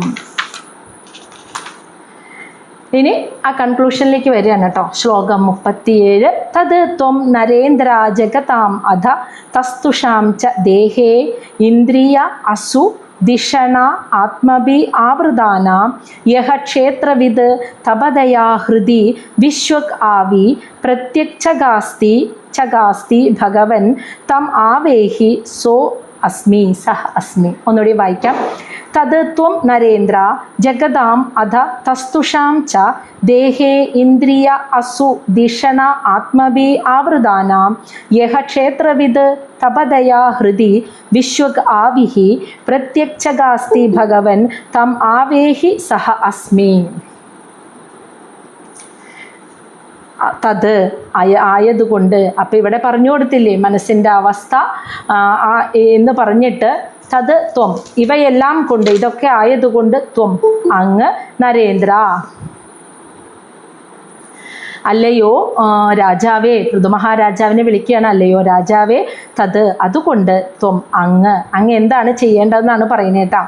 ജഗതാം ഈ ജഗത്തിൽ ചലിക്കുന്നതും അതുപോലെ തസ്തുഷാം ചലിക്കാൻ കഴിയാത്തതുമായ സകല വസ്തുക്കളും, ഈ ലോകത്ത് കാണുന്ന ചലിക്കുന്നതും ചലിക്കാൻ കഴിയാത്തതുമായ സകല വസ്തുക്കളുടെയും ദേഹേ ശരീരം, ഇന്ദ്രിയങ്ങൾ, അസു പ്രാണൻ, ദിഷണ ബുദ്ധി, ആത്മഭി അഹങ്കാരം, ആവൃതാനാം ഇവ കൊണ്ട് ആവരണം ചെയ്യപ്പെട്ട ഈ ലോകത്ത് കാണുന്ന ചലിക്കുന്നതും ചലിക്കാത്തതുമായ സകല വസ്തുക്കളും ഇവയ്ക്കെല്ലാം യഹ ആരാണോ ക്ഷേത്രവിത്ത്, ക്ഷേത്രം എന്ന് വെച്ചാൽ ശരീരം, ക്ഷേത്രവിത്ത് ആ ശരീരത്തിന് ഇതിനെയെല്ലാം അറിയുന്നവനും, തപതയ ഇതിനെയൊക്കെ നിയന്ത്രിക്കുന്നവനും, വിശ്വക് ആവി ഈ വിശ്വം മുഴുവൻ നിറഞ്ഞു നിൽക്കുന്നവനുമായ ഹൃദയത്തിലും പ്രത്യക്ഷഗാസ്തി ഓരോരോ നമ്മുടെയൊക്കെ ഹൃദയത്തിലും നമ്മുടെ ഓരോ രോമകൂപങ്ങളിലും പ്രകാശിക്കുന്നവനുമായ ഭഗവൻ, ആ ഭഗവാനെ തം ആവേഹി ഒന്ന് മനസ്സിലാക്കാൻ ശ്രമിക്കൂ രാജാവേ. എങ്ങനെയാ മനസ്സിലാക്കേണ്ടത്? സഹ അസ്മി അത് ഞാനാകുന്നു എന്ന് സനത്കുമാര മഹർഷി പറഞ്ഞു കൊടുത്തത് കേട്ടോ. അതുകൊണ്ട് അങ്ങ് ചെയ്യേണ്ടത് ഇന്നതാണെന്ന്. ഈ ലോകത്തിലെ ശരീരം, ഇന്ദ്രിയങ്ങൾ, പ്രാണൻ, ബുദ്ധി, അഹങ്കാരം ഇവയെല്ലാം കൊണ്ടും ആവരണം ചെയ്യപ്പെട്ട് ഈ ജഗത്തിൽ കാണുന്ന ചലിക്കുന്നതും ചലിക്കാത്തതുമായ സകല വസ്തുക്കളുടെയും അല്ലെങ്കിൽ സകല ചരാചരങ്ങളുടെയും ശരീരത്തെ അറിയുന്നവനും ആ ശരീരത്തെ നിയന്ത്രിക്കുക, നമ്മുടെയൊക്കെ ഓരോ ശരീരത്തിൻ്റെ പ്രവർത്തനങ്ങളെയും നിയന്ത്രിക്കുന്നവനും, എല്ലാത്തിൻ്റെയും നമ്മുടെ മാത്രമല്ല എല്ലാ ശരീരങ്ങളെ അറിയുന്നവനും ആ ശരീരത്തെ നിയന്ത്രിക്കുന്നവനും ഈ ലോകം മുഴുവൻ നിറഞ്ഞു നിൽക്കുന്നവനും നമ്മുടെയൊക്കെ ഹൃദയത്തിലും ഓരോ രോമകൂപങ്ങളിലും പ്രകാശിക്കുന്നവനുമായ ആ ഭഗവാനെ ഒന്ന് മനസ്സിലാക്കാൻ ശ്രമിക്കൂ. എങ്ങനെ മനസ്സിലാക്കണം? സഹാസ്മി അത് ഞാനാകുന്നു, ആ ഭഗവാൻ എന്ന് പറയുന്നത് ഞാനാകുന്നു എന്ന് അങ്ങ് മനസ്സിലാക്കൂ. ശ്ലോകം 38. യസ്മിൻ ഇദം സദ് അസത് ആത്മദയാ വിഭാതി മായാ വിവേക വിദുതി സ്രജി വാ അഹിബുദ്ധിഹി തം നിത്യമുക്ത പരിശുദ്ധ വിബുദ്ധ തത്വം പ്രത്യൂഢ കർമ്മ കലീല പ്രകൃതിം പ്രപദ്യേ. യസ്മിൻ ഈശ്വരൻ്റെ മായയാണ് ഇതം ഈ പ്രപഞ്ചത്തിൽ സത് അസതാത്മയ സത്തും അസത്തുമായിട്ട് വിഭാതി പ്രകാശിക്കുന്നത്. ആ ഭഗവാന്റെ മായയാണ്. അപ്പോൾ ആ ഭഗവാനെ ഒന്ന് മനസ്സിലാക്കാൻ ശ്രമിക്കൂ. ആ ഭഗവാൻ എന്ന് പറയുന്നത് അത് ഞാനാകുന്നു എന്ന് അങ്ങനെ ഭഗവാനെ മനസ്സിലാക്കാൻ ശ്രമിക്കൂ രാജാവേ എന്ന് പറഞ്ഞു കൊടുത്തിട്ട് പറയാണ്, അതേ ഭഗവാന്റെ യസ്മിൻ അതേ ഭഗവാന്റെ മായാശക്തിയാണ് ഈ ലോകത്ത് സത്തായും അസത്തായും പ്രകാശിച്ചു നിൽക്കുന്നത്. എന്തുപോലെ സ്രജി ഒരു കയറിനെ അഹി പാമ്പായിട്ട് ബുദ്ധി കരുതുന്നത് പോലെ, കയറിനെ പാമ്പായിട്ട് കരുതുന്നത് പോലെ അതേ ഭഗവാന്റെ മായയാണ് ഈ ലോകത്ത് സത്തായും അസത്തായും പ്രകാശിച്ച് നിൽക്കുമ്പോൾ നമ്മൾ ഇതൊക്കെ യഥാർത്ഥമെന്ന് കരുതുന്നത് കയറിനെ പാമ്പായി കരുതുന്ന പോലെയാ. ശരിക്കും മനസ്സിലാക്കി ഒന്ന് നോക്കിയാൽ മനസ്സിലാവും അത് കയറാണെന്ന്. പക്ഷെ ഒരു നിമിഷ നേരത്തിൽ നമുക്ക് കയറ് കിടക്കണ കാണുമ്പോൾ പാമ്പ് എന്ന് തോന്നുന്നത് പോലെയാണ് ഈ ലോകത്ത് എല്ലാം. ഇത് വിവേക വിദുതി, വിവേക ബുദ്ധി കൊണ്ട് വേണം ഇതിനെ മറികടക്കാൻ. അല്ലാതെ മായയിൽ നിന്നുകൊണ്ട് ചിന്തിച്ചാൽ ഇതിനെ മറികടക്കാൻ പറ്റില്ല. വിവേക ബുദ്ധി കൊണ്ട് വേണം ഇതിനെ മറികടക്കാൻ. അതിനെങ്ങനെയാണ് മറികടക്കണ്ടേ എന്നുള്ള ഉപാധിയാണ് ഇനി പറഞ്ഞു കൊടുക്കണം. ആ വിവേക ബുദ്ധി കൊണ്ട് വേണം ഈ മായയെ മറികടക്കാൻ. അറിയില്ലേ, അതേ ഭഗവാന്റെ മായ തന്നെയാണ് ഈ ലോകത്തിനെ സൃഷ്ടിച്ചത്. അപ്പോൾ നമുക്ക് കയറിനെ പാമ്പായിട്ട് തെറ്റിദ്ധരിക്കുന്നത് പോലെ നമ്മൾ അതിനെയൊക്കെ യഥാർത്ഥമായി തോന്നുകയാണ് ഈ ലോകത്ത്. ഇതിനെ മറികടക്കണമെങ്കിൽ വിവേക ബുദ്ധി ഉപയോഗിക്കണം. എന്താണ് ആ വിവേക ബുദ്ധി? അതാണ് പറയുന്നത്. പ്രത്യൂഢ കർമ്മ കലിലാ പ്രകൃതി. ഫലം ആഗ്രഹിച്ചുകൊണ്ട് കർമ്മം ചെയ്ത് ജീവിച്ചവരാ നമ്മളൊക്കെ. അങ്ങനെ കർമ്മം ചെയ്തുകൊണ്ട് മലിനമാക്കപ്പെട്ട ഈ പ്രപഞ്ചത്തെ യഥാർത്ഥമെന്ന് നമ്മൾ കരുതുമ്പോൾ അതിൽ നിന്നും പുറത്തേക്ക് കടക്കാൻ നിത്യമുക്ത, ഇതിൽ നിന്നൊക്കെ പൂർണ്ണമായി എന്നും മുക്തനായി നിൽക്കുന്ന പരിശുദ്ധ പൂർണ്ണ പരിശുദ്ധനായ വിബുദ്ധ തത്വ യഥാർത്ഥ ജ്ഞാന തത്വമാകുന്ന തം ആ ഭഗവാനെ പ്രപദ്യേ ശരണം പ്രാപിക്കുകയല്ലാതെ വേറൊരു മാർഗവുമില്ല. ആ ഭഗവാനെ ഒന്ന് മനസ്സിലാക്കൂ രാജാവേ എന്ന് പറഞ്ഞില്ലേ, അതേ ആ ഭഗവാന്റെ തന്നെയാണ് മായയാണ് ഇതിനെയൊക്കെ സൃഷ്ടിച്ചത്. അപ്പം ഇത് കയറ് കണ്ടിട്ട് പാമ്പാന്ന് തെറ്റിദ്ധരിക്കുന്ന പോലെ നമ്മളൊക്കെ തെറ്റിദ്ധരിച്ച് പെട്ടിരിക്കുകയാണ്. ഇതിൽ നിന്ന് പുറത്തേക്ക് കടക്കാൻ വിവേക ബുദ്ധിയെ ഉപയോഗിക്കണം. അതെങ്ങനെ ഉപയോഗിക്കുക? നമ്മളുടെ ഫലം ഓരോന്ന് ആഗ്രഹിച്ചുകൊണ്ട് നമ്മൾ കർമ്മം ചെയ്ത് നമ്മൾ മലിനമാക്കപ്പെട്ടതാണ് നമ്മുടെ മനസ്സൊക്കെ. അതുകൊണ്ട് ഈ പ്രപഞ്ചം യഥാർത്ഥമാണെന്ന് നമുക്ക് തോന്നുകയാണ്. അതിൽ നിന്ന് പുറത്ത് കടക്കണമെങ്കിൽ ഒരു മാലിന്യവുമില്ലാത്ത നിത്യമുക്തനായ പരിശുദ്ധനായ ശരിയായ ജ്ഞാനത്തിൻ്റെ തത്വമാകുന്ന ഈശ്വരനെ ശരണം പ്രാപിക്കുകയല്ലാതെ മറ്റൊരു മാർഗവും ഇല്ല. വേറൊരു മാർഗവും സനത്കുമാര മഹർഷി പറഞ്ഞു കൊടുത്തില്ല. അതാണ് പ്രത്യേകത കേട്ടോ. ആ ഭഗവാനെ ശരണം പ്രാപിക്കുക, അതായത് ഇവിടെ ഭക്തിയെ ആണ് സനത്കുമാര മഹർഷി പറഞ്ഞു കൊടുക്കുന്നത് പൃഥു മഹാരാജാവിന്. മോക്ഷത്തിനുള്ള മാർഗം എന്താ? അതുപോലെ ശാശ്വത ശാന്തിക്ക് ഉള്ള മാർഗം എന്താ എന്ന ചോദ്യത്തിന് ഭക്തി മാത്രമേ ഉള്ളൂ ശാശ്വതമായ ഒരു മാർഗം. അതാണ് ആ പറയുന്നത്. അതേ ഉള്ളൂ ഒരു മാർഗം എന്ന്. ആ ഭക്തിയെയാണ് ഇവിടെ പറയുന്നത് ഭഗവാന്റെ പാദങ്ങളിൽ ആ ഭഗവാന്റെ പാദങ്ങളിൽ തൃപ്പാദങ്ങളിൽ ശരണാഗതി അടയൂ എന്ന് പറയുന്നത്. നമ്മൾ ഇന്ന് ഈ ലോകത്ത് കാണുന്ന ഭക്തിയല്ല ഇവിടെ സനത്കുമാര മഹർഷി പറഞ്ഞു കൊടുക്കുന്നത്. ക്ഷേത്രത്തിൽ നിത്യവും ദർശനം നടത്തുക, വഴിപാടുകൾ ചെയ്യുക, കുറേ പൈസ കൊണ്ടുപോയിടുക, പുഷ്പാഞ്ജലി നടത്തുക, വീട്ടിൽ പൂജ നടത്തുക, നാമജപങ്ങൾ ഇങ്ങനെ രാവും പകലും ഇരുന്ന് നാമം ജപിക്കുക, ടൈം വെച്ചു ഭഗവാന് വിളക്ക് വെച്ച് നാമം ജപിക്കുക, ടൈം നോക്കിയിട്ട് ഇന്ന ടൈം നല്ലത് ഇന്ന ടൈം പൊട്ട, ഇതൊക്കെ നോക്കി നാള് നോക്കി ദിവസം നോക്കി വിളക്ക് വെച്ച് നാമം ജപിക്കുക, ഉപവാസങ്ങൾ അനുഷ്ഠിക്കുക. ഇതാണ് ഭക്തി എന്ന് ഈ ലോകർ വിചാരിക്കുമ്പോൾ സനത്കുമാര മഹർഷി പറയുന്നു ഇതല്ല ഭക്തി. ആ ഭഗവാന്റെ പാദങ്ങളിൽ ഞാൻ എന്ന അഹങ്കാരത്തെ വെടിഞ്ഞ് ശരണാഗതി അടയുക. മനസ്സിലായോ? ഇതാണ് യഥാർത്ഥത്തിൽ ഭക്തി. ഈ ഒരു ഭക്തി ഒന്നുകൊണ്ടും മാത്രമേ ഭഗവാനെ പ്രാപിക്കാൻ സാധിക്കൂ. ഇപ്പം പറഞ്ഞില്ലേ, ആ ഭഗവാനെ ഒന്ന് അറിയാൻ ശ്രമിക്കൂ എന്ന് പറഞ്ഞില്ലേ, അത് ഞാനാകുന്നു എന്ന് അറിയണ്ടേ? അതറിയണമെങ്കിൽ ആ ഭഗവാന്റെ പാദങ്ങളിൽ ശരണാഗതി അടയുന്ന ഭക്തി, നിഷ്കളങ്കമായ ഭക്തി ഒന്നുകൊണ്ട് മാത്രമേ സാധിക്കൂ. അപ്പോൾ പിന്നെ മറ്റു മാർഗങ്ങളില്ലേ? അതായത് ആത്മീയ പുരോഗതിക്ക് ഭഗവാനെ അറിയാൻ, ജ്ഞാനം നേടാൻ പല മാർഗങ്ങളുണ്ട് അല്ലേ? യോഗാ മാർഗമുണ്ട്, വൈദിക വേദമന്ത്രങ്ങൾ കൊണ്ടുള്ള മാർഗങ്ങൾ, പൂജാതി കർമ്മങ്ങൾ കൊണ്ടുള്ള പല മാർഗങ്ങളുണ്ട്. അപ്പോൾ ഭക്തിക്ക് കൂടുതൽ പ്രാധാന്യം ഇവിടെ സനത്കുമാര മഹർഷി കൊടുക്കുന്നു. ഭക്തി എന്ന് പറഞ്ഞാൽ പൂർണ്ണ ശരണാഗതി അടയുന്ന നിഷ്കളങ്ക ഭക്തി. ആ ഭക്തിക്കാണ് ഇവിടെ പ്രാധാന്യം കൊടുക്കുന്നത്. അത് എന്തുകൊണ്ടാണെന്നാണ് പറയുന്നത് 39ാമത്തെ ശ്ലോകത്തിൽ. പാദപങ്കജ പലാശവിലാസ ഭക്തിയാ കർമാശയം ഗ്രഥിതം ഉദ്ഗ്രഥയന്തി സന്ത തത് വദ ന റിക്തമതയഃ യദയഃ അഭിരുദ്ധ ശ്രോതോഗണഃ തം അരണം ഭജ വാസുദേവം. യത് പാദപങ്കജ പലാശ വിലാസ ഭക്ത്യാ കർമാശയം ഗ്രഥിതം ഉദ്ഗ്രഥയന്തി സന്തഃ തത് വദ ന റിക്തമതയഃ യദയഃ അഭിരുദ്ധ ശ്രോതോഗണഃ തം അരണം ഭജ വാസുദേവം. യത് പാദപങ്കജ പലാശ വിലാസ ഭക്ത്യ, ആ ഭഗവാന്റെ പാദമാകുന്ന താമരയുടെ പലാശം, ഇതളുകൾ പോലെയുള്ള വിലാസം ആ കാൽവിരലുകളിൽ ഭക്ത്യ, നിഷ്കളങ്കമായ ഭക്തിയോടെ, അതായത് ശരണാഗതി അടയുമ്പോൾ എന്താ സംഭവിക്കാം? കർമാശയം, ഫലം ആഗ്രഹിച്ചുകൊണ്ട് കർമ്മം ചെയ്യുന്ന ഗ്രഥിതം, ആ കടും കെട്ട് ഉദ്ഗ്രഥയന്തി, അഴിഞ്ഞു വീഴുന്നു, സന്തഹ, ഒരു ഭക്തനിൽ. അങ്ങനെ ഞാനെന്ന അഹം പൂർണ്ണമായി നശിച്ച ഒരു ഭക്തൻ്റെ ഉള്ളിൽ ഞാനാണ് കർമ്മം ചെയ്യുന്നത് എന്ന അഹവും ഫലം ആഗ്രഹിച്ചു കൊണ്ടുള്ള കർമ്മം ചെയ്യൽ എന്ന ആ കടും കെട്ട് അതോടുകൂടി ഉദ്ഗ്രഥയന്തി എന്ന് വെച്ചാൽ അഴിഞ്ഞു വീഴും. ആ കടുംകെട്ട് അഴിഞ്ഞ് പോകുന്നു അങ്ങനെ ഒരു ഭക്തനിൽ. എന്താണ് ആ ശരണാഗതി എന്നറിയാലോ? പ്രകൃതിയാണ് എല്ലാം, ഞാൻ എനിക്ക് എൻ്റെ എന്നില്ല. ആ പ്രകൃതി എനിക്ക് തന്നതിനെ എല്ലാം ആ പ്രകൃതിയുടെ അമ്മയുടെ ദാസിയായി നിന്നുകൊണ്ട് അനുഭവിക്കുന്നു. അപ്പോൾ ഇവിടെ എൻ്റെ സ്വന്തം ഒന്നുമില്ല. അങ്ങനെ എൻ്റെ സ്വന്തം എന്ന് പറയാനുള്ള അവകാശം ആർക്കുമില്ല. അതിനുള്ള അവകാശം ആ ബ്രഹ്മജ്ഞന്മാർക്ക് മാത്രമേ പ്രകൃതി നൽകിയിട്ടുള്ളൂ. അവർക്ക് മാത്രമേ ഈ പ്രപഞ്ചത്തിൽ കാണുന്നത് എൻ്റെ സ്വന്തം എന്ന് പറയാനുള്ള അവകാശമുള്ളൂ, വേറെ ആർക്കും ഇല്ല. അപ്പം നമ്മളൊക്കെ എൻ്റെയാണ് എന്ന അറ്റാച്ച്മെൻറ്റ് വിടുക നിന്ന് മനസ്സിലായി. അത് അങ്ങനെയുള്ള ശരണാഗതി അടയിൽ ആ ഭക്തി കൊണ്ടൊന്നുകൊണ്ട് മാത്രമേ ഞാൻ കർമ്മം ചെയ്യുന്നു, എനിക്ക് ഈ കർമ്മത്തിലൂടെ ഇന്നതൊക്കെ കിട്ടുമെന്ന കടും കെട്ട് ഈ ഒരു ഭക്തിയിലൂടെ മാത്രമേ പൊട്ടിപ്പോവുള്ളൂ, അഴിഞ്ഞു പോവുകയുള്ളൂ ഒരു ഭക്തനിൽ.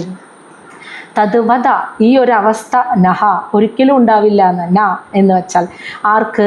റിക്തമതയഃ എന്ന് വെച്ചാൽ നമ്മൾ ഈ യോഗ, അഷ്ടാംഗ യോഗ പരിശീലനം, മെഡിറ്റേഷൻ, ധ്യാനം, ഇങ്ങനെയൊക്കെ പലവിധ ആധ്യാത്മിക മാർഗങ്ങളുണ്ടല്ലോ.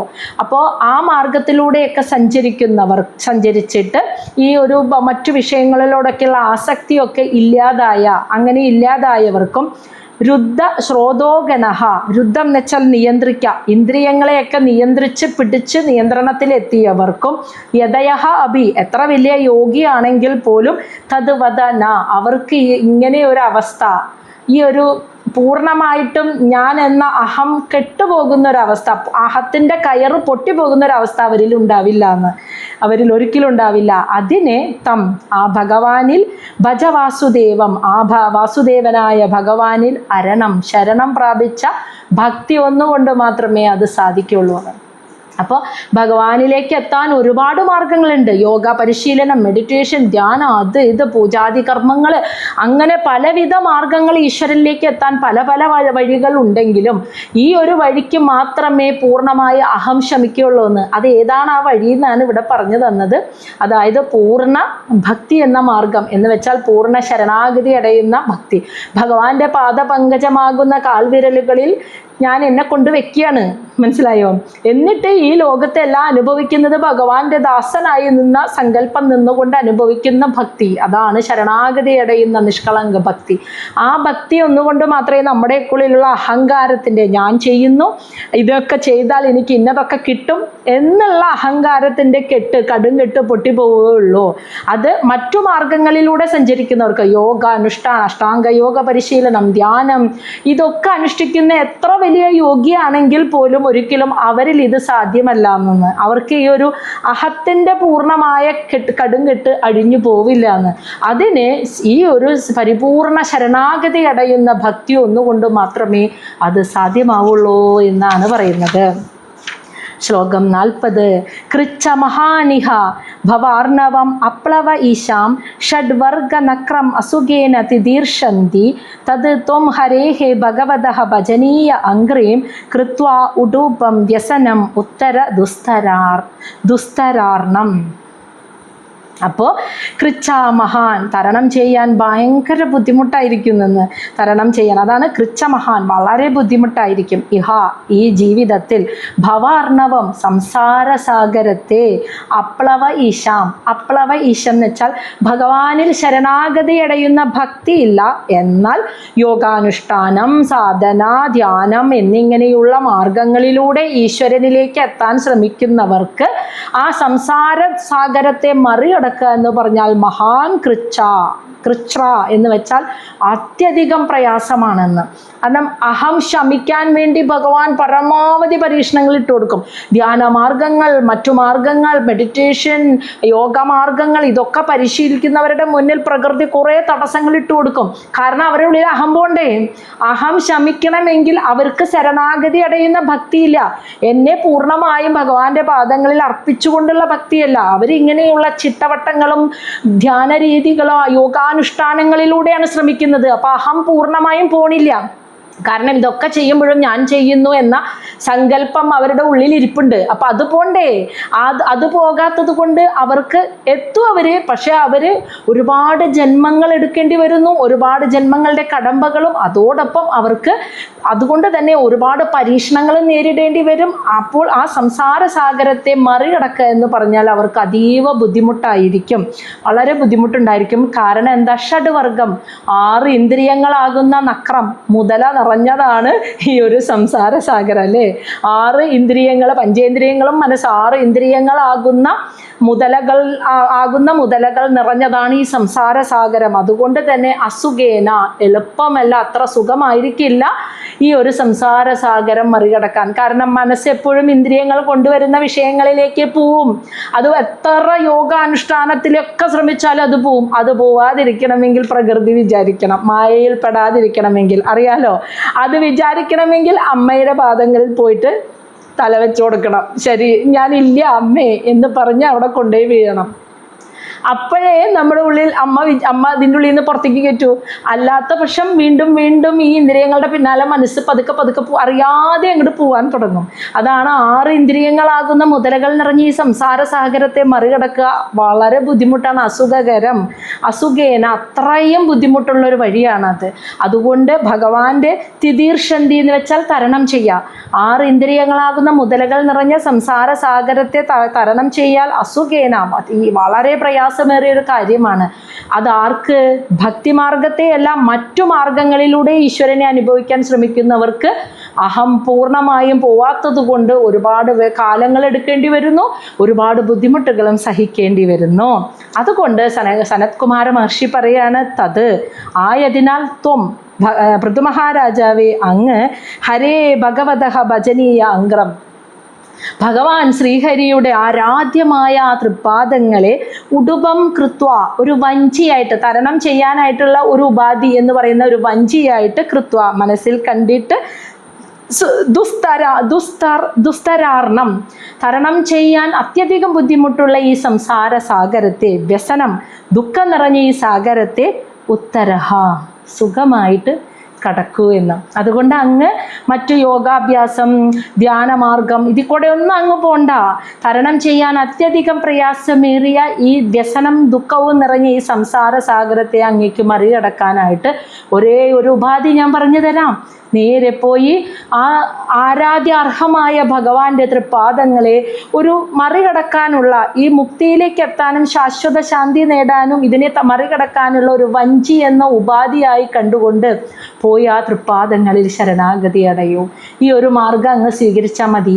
മറ്റു മാർഗങ്ങളെ സ്വീകരിച്ചാൽ ഒരുപാട് കഷ്ടപ്പാടുകളും കർമ്മഫലങ്ങളും അനുഭവിച്ച് എത്തും. പക്ഷെ ഒരുപാട് സഹിക്കേണ്ടി വരും.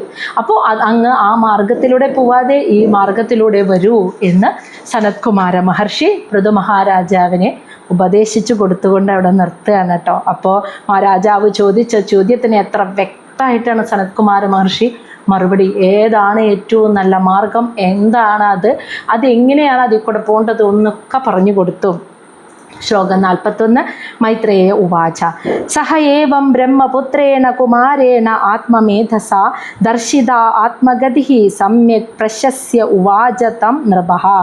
സഹ ഏവം ഇപ്രകാരം ബ്രഹ്മപുത്രേണ ബ്രഹ്മാവിൻ്റെ പുത്രന്മാരും ആത്മമേധസ ആത്മജ്ഞാനികളുമായ കുമാരേണ 4 മഹർഷിമാരിൽ സനത്കുമാര മഹർഷി ഇപ്രകാരം ദർശിത ആത്മഗതി ആ പൃഥു മഹാരാജാവിനെ ഉപദേശിക്കുന്നത് കേട്ട് സമ്യക് പരിപൂർണമായും സമ്പൂർണമായും ഉപദേശിച്ചപ്പോൾ നൃപ ആ രാജാവ് ആ സനത്കുമാര മഹർഷിയെ പ്രശംസിച്ചുകൊണ്ട് ഉവാച ഇപ്രകാരം പറഞ്ഞു. അപ്പോൾ ഇതൊക്കെ കേട്ട് കഴിഞ്ഞപ്പോൾ പൃഥു മഹാരാജാവ് സനത്കുമാര മഹർഷിയെ പ്രശംസിച്ചുകൊണ്ട് ഇങ്ങനെ പറഞ്ഞു. ശ്ലോകം 42. രാജോവാച പൃഥു മഹാരാജാവ് മറുപടി കൊടുക്കുകയാണ്. കൃതഃ മേ അനുഗ്രഹ പൂർവം ഹരിണ ആർത്ത അനുകമ്പിന തം ആപാദയിതും ബ്രഹ്മൻ ഭഗവൻ യൂയം ആഗതഃ. രാജാവ് പറഞ്ഞതെന്താണെന്നോ, പൂർവം പണ്ട് മേ എനിക്ക് അനുഗ്രഹം ഹരിണ ഭഗവാൻ ശ്രീഹരി ആർത്ത അനുകമ്പിന ദുഃഖിതരോട് അനുകമ്പയുള്ള ഭഗവാൻ ശ്രീഹരി പണ്ട് എനിക്ക് അനുഗ്രഹം കൃത നൽകിയിട്ടുണ്ട്. അല്ലേ, ആ യാഗം 99ാമത്തെ യാഗം പൂർത്തിയാക്കി 100ാമത്തെ പൂർത്തിയാക്കാൻ പറ്റാതെ നിന്നപ്പോൾ ശ്രീഹരി പ്രത്യക്ഷപ്പെട്ടിട്ട് പൃഥു മഹാരാജാവിനെ അനുഗ്രഹിച്ചിട്ടുണ്ട്. അതാണ് രാജാവ് പറഞ്ഞ പണ്ട് ഭഗവാൻ ശ്രീഹരി എന്നെ അനുഗ്രഹിച്ചിട്ടുണ്ട്. തം ആപാദയിതും ആ അനുഗ്രഹം യഥാർത്ഥമാക്കാനാണ് ബ്രഹ്മൻ അല്ലയോ ബ്രഹ്മജ്ഞന്മാരെ, ഭഗവൻ അല്ലയോ ഭഗവാന്മാരെ, യൂയം ആഗത നിങ്ങൾ ഇവിടെ എത്തിച്ചേർന്നത്. അന്ന് ഭഗവാൻ ശ്രീഹരി പറഞ്ഞ് എന്നെ അനുഗ്രഹിച്ചിരുന്നു. ആ അനുഗ്രഹത്തെ യാഥാർത്ഥ്യമാക്കാനാണ്. അന്ന് ഭഗവാൻ പറഞ്ഞൊരു വാക്കുണ്ടല്ലോ, നിന്നെ തേടി നീ അത് ചെയ്ത് നീ ഗ്രഹത്തിലിരിക്കുമ്പോൾ നിന്നെ തേടി ഒരു ദിവസം നിനക്ക് അറിവ് തരാൻ ഒരു ഗുരു തേടി വരും എന്ന് പറഞ്ഞില്ലേ. എന്നിട്ട് യഥാർത്ഥ ആത്മജ്ഞാനം പകർന്നു തരും എന്ന് പറഞ്ഞിരുന്നു. ആ ഭഗവാൻ തന്ന അനുഗ്രഹത്തെ യഥാർത്ഥമാക്കാനാണ് സനത്കുമാര മഹർഷി സനകാദികളും എന്നെ തേടി ഇവിടെ എത്തിയത് എന്ന് പൃഥുരാജാവ് പറയാണ് കേട്ടോ. എന്നിട്ട് പറയാണ്, നിഷ്പാദിതഃ ച കാർസ്നേന ഭഗവദ്ഭിഃ ഗൃണാലുഭിഃ സാധു ഉച്ഛിഷ്ടം ഹി മേ സർവം ആത്മനാ സഹ കിം ദദേ. അതുകൊണ്ട് ഭവദ്ഭിഹി ഭഗവാന്മാർ അല്ലെങ്കിൽ ഭഗവാന്റെ പ്രതിനിധികളായ നിങ്ങൾ, ഗൃണാലുഭിഹി അങ്ങേയറ്റം സഹാനുഭൂതിയുള്ള നിങ്ങൾ, നിഷ്പാദിതഃ ച കൃഷ്ണേന വളരെ അതായത് കൃത്യമായിട്ട് പൂർണ്ണമായും ഭഗവാന്റെ നിർദ്ദേശം ഇവിടെ പാലിച്ചിരിക്കുന്നു. അതായത് ഭഗവാൻ നിങ്ങൾക്ക് നിർദ്ദേശം തന്നിരിക്കുന്നു എനിക്ക് ആത്മജ്ഞാനം പകർന്നു തരാൻ. ആ ഭഗവാന്റെ പ്രതിപുരുഷന്മാരായി ഇവിടെ എത്തിയിട്ട് ഭഗവാന്റെ നിർദ്ദേശം അത് വളരെ ഉചിതമായി പൂർണ്ണമായും നിങ്ങൾ ചെയ്തിരിക്കുന്നു. ഇനി ഞാനാണ് ചെയ്യേണ്ടത്. എനിക്ക് ആത്മജ്ഞാനം പകർന്നു തന്ന എൻ്റെ ഈ ഗുരുക്കന്മാർക്ക് ഞാൻ എന്താ ഗുരുദക്ഷിണ നൽകുക? അതാണ് പൃഥു ചോദിക്കുന്നത്. മേ ഞാൻ സർവം ആത്മന എൻ്റേതെന്ന് വിചാരിക്കുന്ന എല്ലാം സാധു ഉച്ഛിഷ്ടം. സാധു എന്ന് വെച്ചാൽ ബ്രഹ്മജ്ഞന്മാർ, സ്വാമിമാർ, സജ്ജനങ്ങൾ അവരുടെ ഉച്ഛിഷ്ടമാണ് എന്ന് കരുതിയിട്ടാണ് അനുഭവിക്കുന്നത്. അപ്പോൾ സഹ കിം ദദേ പിന്നെ ഞാൻ എന്താണ് നിങ്ങൾക്ക് ഗുരുദക്ഷിണയായിട്ട് തരികയെന്ന്. എനിക്ക് സ്വന്തമായിട്ട് ഈ ഭൂമിയുടെ ചക്രവർത്തിയെ പറയണേ കേട്ടോ. എനിക്ക് സ്വന്തം എൻ്റെ സ്വന്തം എന്ന് പറയാൻ എനിക്ക് ഈ ലോകത്തൊന്നുമില്ല. എനിക്ക് ആത്മജ്ഞാനം പകർന്നു തന്ന സജ്ജനങ്ങളുടെ അല്ലെങ്കിൽ ബ്രഹ്മജ്ഞന്മാർ അവരുടേതാണ് ഇതെല്ലാം എന്നാണ് ഞാൻ കരുതുന്നത്. അവരെനിക്ക് ഉച്ഛിഷ്ടമായിട്ട് തന്നത് ഞാൻ അനുഭവിക്കുന്നു എന്ന രീതിയിലാണ് ഞാൻ അനുഭവിക്കുന്നത്. നമ്മളിപ്പോൾ പറഞ്ഞില്ലേ, ആ പ്രകൃതിയുടേതാകുന്ന ഈ പ്രപഞ്ചത്തിലെ സർവ്വതും ആ പ്രകൃതിക്ക് തന്നെ കൊടുത്തിട്ട് പ്രകൃതി തരുന്ന ദാസിയെ പോലെ അനുഭവിക്കുന്നവളായിട്ട് അനുഭവിക്കണമെന്ന്. അത് തന്നെയാണ് പൃഥുരാജാവ് പറയുന്നത്. ഈ ബ്രഹ്മജ്ഞന്മാരാകുന്ന സജ്ജനങ്ങൾക്ക് ഞാൻ ഈ പ്രപഞ്ചത്തിൻ്റെ സകലതും അവർക്ക് സമർപ്പിച്ചതാ. എൻ്റെ സ്വന്തം എന്ന് പറയാൻ എനിക്കൊന്നുമില്ല. ഈ ശരീരവും മനസ്സും ആത്മാവും ഒക്കെ ഈ ഭൂമിയിൽ കാണുന്ന സകലതും ഈ രാജകൊട്ടാരവും ഒക്കെ ഞാൻ അവർക്ക് കൊടുത്തതാ. അവരെ തിരിച്ച് ഉച്ഛിഷ്ടമായിട്ട് തന്ന് അനുഭവിച്ചോളൂ എന്ന് പറഞ്ഞ് ഉച്ഛിഷ്ടമായി തന്നതിനെയാണ് ഞാൻ അനുഭവിക്കുന്നത്. അപ്പോൾ പിന്നെ കിം ദദേ, എന്താണ് ഞാൻ ഗുരുദക്ഷിണയായിട്ട് തരിക? നമ്മുടെ പോക്കറ്റിലുള്ളതല്ലേ നമുക്ക് എടുത്ത് ഗുരുദക്ഷിണയായിട്ട് കൊടുക്കാൻ പറ്റുള്ളൂ. അങ്ങനെ എൻ്റെ സ്വന്തമായിട്ട് എനിക്ക് ഈ ശരീരം പോലും ഇല്ല. അപ്പോൾ പിന്നെ ഞാൻ എന്താണ് നിങ്ങൾക്ക് ഗുരുദക്ഷിണയായി തരേണ്ടത്?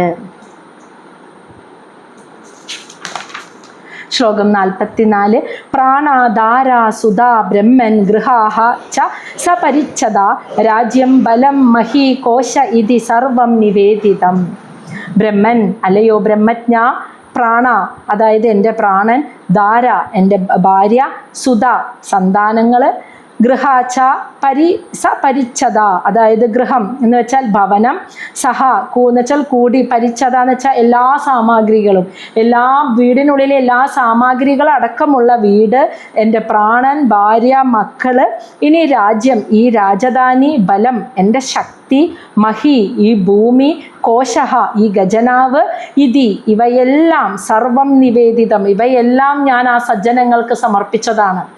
അതായത് ഈശ്വരന് സമർപ്പിക്കുക, അതായത് പ്രകൃതിക്ക് സമർപ്പിക്കുന്നതിന് തുല്യം. പ്രകൃതി എന്ന ശക്തിയെ നമുക്ക് കാണാൻ കഴിയില്ലല്ലോ, അതിന് തുല്യമാണ് ആ പ്രകൃതിയെ, ആ ശക്തിയെ അനുഭവിച്ചറിഞ്ഞ ബ്രഹ്മജ്ഞന്മാർ. മനസ്സിലായോ? അവരെ ആ ശക്തിയെ അനുഭവിച്ചറിഞ്ഞ യഥാർത്ഥ ബ്രഹ്മജ്ഞാനികൾക്ക് സമർപ്പിക്കുക. കാരണം അവരെ നമുക്ക് കാണാൻ പറ്റും, ബ്രഹ്മജ്ഞാനികളായവരെ. പ്രകൃതി എന്ന ശക്തിക്ക് സമർപ്പിക്കുന്നതിന് തുല്യമാണ് ആ ബ്രഹ്മജ്ഞന്മാർക്ക് സമർപ്പിക്കുക. അപ്പോൾ പൃഥുമഹാരാജാവ് അങ്ങനെയെല്ലാം സമർപ്പിച്ചതാണ്. ഈ പ്രാണൻ, ഈ ശരീരം, ഭാര്യ, എൻ്റെ മക്കൾ എന്ന് കരുതുന്നത് ഈ രാജകൊട്ടാരം, അതിനകത്തെ എല്ലാ സാമഗ്രികളും, ഈ രാജ്യം, ഭൂമി, ഖജനാവ്, എൻ്റെ ശക്തി, ഇതെല്ലാം എൻ്റെ സർവ്വതും ഞാൻ ആ ബ്രഹ്മജ്ഞന്മാർക്ക് സമർപ്പിച്ചു കഴിഞ്ഞതാണ്. അതുകൊണ്ട് എൻ്റേതെന്ന് പറയാൻ എനിക്ക് ഒന്നുമില്ല ഗുരുദക്ഷിണയായി തരാൻ. ശ്ലോകം 45. സേനാപത്യം ച രാജ്യം ച ദണ്ഡ നേതൃത്വമേവ ച സർവലോകാധിപത്യം ച വേദശാസ്ത്രവിദ് അർഹതി. സേനാധിപത്യം സേനയുടെ നേതൃത്വം, ഈ രാജ്യത്തിലെ ഈ ഭൂമിയിലെ സേനയുടെ നേതൃത്വം, രാജ്യം ച ദണ്ഡ നേതൃത്വം രാജ്യത്തിൻ്റെ ഭരണ പദവി, ആ പദവി സേനയുടെ നേതൃത്വം വഹിക്കുന്ന പദവി, രാജ്യത്തിൻ്റെ ഭരണാധിപൻ എന്ന പദവി, ഇനി ദണ്ഡ നേതൃത്വം എന്ന് വെച്ചാൽ ഭരണം എന്ന നേതൃത്വം, സർവലോകാധിപത്യം ഈ ലോകത്തിൻ്റെ മുഴുവൻ ആധിപത്യവും ആർക്ക് അർഹതപ്പെട്ടതാണെന്ന് വേദശാസ്ത്ര വിദ് അർഹതി. വേദശാസ്ത്രത്തെ, ആത്മജ്ഞാനത്തെ അനുഭവിച്ചറിഞ്ഞ ബ്രഹ്മജ്ഞന്മാർക്ക് മാത്രം അർഹതപ്പെട്ടതാണ്. ഈ രാജ്യത്തിൻ്റെ സർവ്വതും, ഈ രാജ്യത്തിലെ നേതൃത്വ സ്ഥാനം വഹിക്കുന്ന അധിപനും സേനയുടെ നേതൃത്വവും രാജ്യത്തിൻ്റെ നേതൃത്വവും ഭരണ നേതൃത്വവും ഈ പദവികളൊക്കെ യഥാർത്ഥത്തിൽ രാജാവിന് അർഹതപ്പെട്ടതല്ല. ഇതെല്ലാം പ്രകൃതി എന്ന ശക്തിയെ അനുഭവിച്ചറിഞ്ഞ ബ്രഹ്മജ്ഞന്മാർക്ക് മാത്രം അവകാശപ്പെട്ടത്. അത് അവരുടെ സ്വന്തമാണ്. ഈ ഭൂമി മൊത്തം, ഈ പ്രപഞ്ചം മൊത്തം, ഇതിനകത്തെ സർവ്വതും അവരുടെ മാത്രം സ്വന്തമാണ്. കാരണം അവർ ആ ശക്തിയെ അനുഭവിച്ചറിഞ്ഞ ബ്രഹ്മജ്ഞന്മാരാണ്. അതറിയണമെങ്കിൽ ആ ശക്തിയെ അനുഗ്രഹിക്കണ്ടേ. അപ്പോൾ പൂർണ്ണ ശരണാഗതി അടഞ്ഞ് ആ അമ്മയുടെ അനുഗ്രഹത്താൽ ആ അവസ്ഥയെ അനുഭവിച്ചറിഞ്ഞ് മായയിൽ നിന്ന് മുക്തരായി നിൽക്കുന്ന അവർക്ക് മാത്രമാണ് സ്വന്തമായിട്ടുള്ളതാണ് ഈ പ്രപഞ്ചം. അവരാണ് ഇതിൻ്റെ എല്ലാ ഭാഗങ്ങളുടെയും നേതൃത്വ സ്ഥാനം എന്ന പദവിക്ക് അർഹരായിട്ടുള്ളത്. അല്ലാതെ രാജാവാകുന്ന ഈ ഞാനല്ല. എന്നിട്ട് പറയാണ് അവരെ അങ്ങനെ അർഹരായതുകൊണ്ട് ശ്ലോകം 46. സ്വം ഏവ ബ്രാഹ്മണഃ ഭുങ്ക്തേ സ്വം വസ്തേ സ്വം ദദാതി ച തസ്യ ഏവ അനുഗ്രഹേണ അന്നം ഭുഞ്ജതേ ക്ഷത്രിയാദയാ. സ്വം ഏവ സ്വന്തമായതിനെ മാത്രം ബ്രാഹ്മണഃ ആ യഥാർത്ഥ ബ്രഹ്മജ്ഞന്മാർ ഭുങ്ക്തേ ഭക്ഷിക്കുന്നുള്ളൂ. അപ്പോൾ ഈ ഭൂമിയിലെല്ലാം അവർക്കാണ് സ്വന്തമായിട്ടുള്ളത്. അങ്ങനെ സ്വന്തമായത് മാത്രമേ അവർ ഭക്ഷിക്കുന്നുള്ളൂ. സ്വം വസ്തേ സ്വന്തം വസ്ത്രം മാത്രമേ അവർ ധരിക്കുകയുള്ളൂ. സ്വം ദദാതിച്ച സ്വന്തം സമ്പത്തിൽ നിന്ന് മാത്രമേ, സ്വന്തമായതിനെ മാത്രമേ അവർ ദാനം ചെയ്യുന്നുള്ളൂ. തസ്യ ഏവ അനുഗ്രഹാണാം അവരുടെ മാത്രം ആ ബ്രഹ്മജ്ഞന്മാരുടെ അനുഗ്രഹം ഒന്നുകൊണ്ട് മാത്രമാണ് ക്ഷത്രിയാദയ ക്ഷത്രിയന്മാരായ ഞങ്ങളെപ്പോലെയുള്ളവരും മറ്റെല്ലാവരും, ആദയ എന്ന് വെച്ചാൽ വൈശ്യരും ശൂദ്രരെല്ലാവരും അന്നം ഭുഞ്ചതേ അന്നം ഭക്ഷിക്കുന്നത് എന്ന്. അപ്പോൾ അവരുടെ ഉച്ഛിഷ്ടമായിട്ട് ഇപ്പോൾ എന്ന് വെച്ചാൽ ഈ പറഞ്ഞ പോലെ തന്നെ പ്രകൃതി തിരിച്ച് തന്ന് ഒരു ദാസിയായിട്ട് ഞാൻ അനുഭവിക്കുന്നു എന്നതുപോലെ പ്രകൃതിയെ അനുഭവിച്ചറിഞ്ഞ ബ്രഹ്മജ്ഞന്മാർ അവരുടെ സ്വന്തമായിട്ടുള്ള ഭക്ഷണത്തെ ഭക്ഷിക്കുന്നു, അവരുടെ സ്വന്തമായ വസ്ത്രത്തെ ധരിക്കുന്നു, അവർക്ക് സ്വന്തമായതിനെ ദാനം ചെയ്യുന്നു. അവർക്ക് മാത്രമാണ് ഈ പ്രപഞ്ചം സ്വന്തമായിട്ടുള്ളൂ, എൻ്റെ സ്വന്തമല്ല. അവരനുഗ്രഹിച്ച് തന്നതിനെ അനുഭവിക്കുന്നവരാണ് ക്ഷത്രിയന്മാരും വൈശ്യരും ശൂദ്രരും ഞങ്ങളെല്ലാവരും. അപ്പോൾ ഈ പ്രപഞ്ചം സ്വന്തമായത് ആ ശക്തിയെ അനുഭവിച്ചറിഞ്ഞ ബ്രഹ്മജ്ഞന്മാർക്ക് മാത്രമാണ്.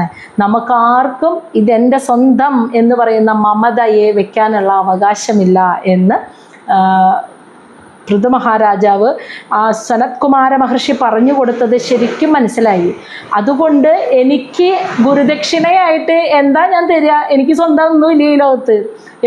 ഈ ലോകത്ത് കാണുന്ന എല്ലാം ആ ബ്രഹ്മജ്ഞന്മാർക്ക് സ്വന്തമാണ്. ഞാനത് അവർക്ക് സമർപ്പിച്ചു. അപ്പോൾ എനിക്ക് സ്വന്തം എന്ന് പറയാനൊന്നുമില്ല. സ്വന്തമല്ലാത്തത് ഇതിൽ നിന്നും ഞാൻ എന്താണ് ഗുരുദക്ഷിണയായിട്ട് എൻ്റെ ഗുരുക്കന്മാർക്ക് തരിക? ശ്ലോകം 47. യൈഹി ഈദൃശി ഭഗവതഃ ഗതി ആത്മവാദേ ഏകാന്തതഃ നിഗമിഭിഃ പ്രതിപാദിതാ നഃ തുഷ്യന്തി അഭദ്രകരുണാഃ സുകൃതേന നിത്യം കഹ നാമ തത് പ്രതികരോതി വിനാ ഉദപാത്രം.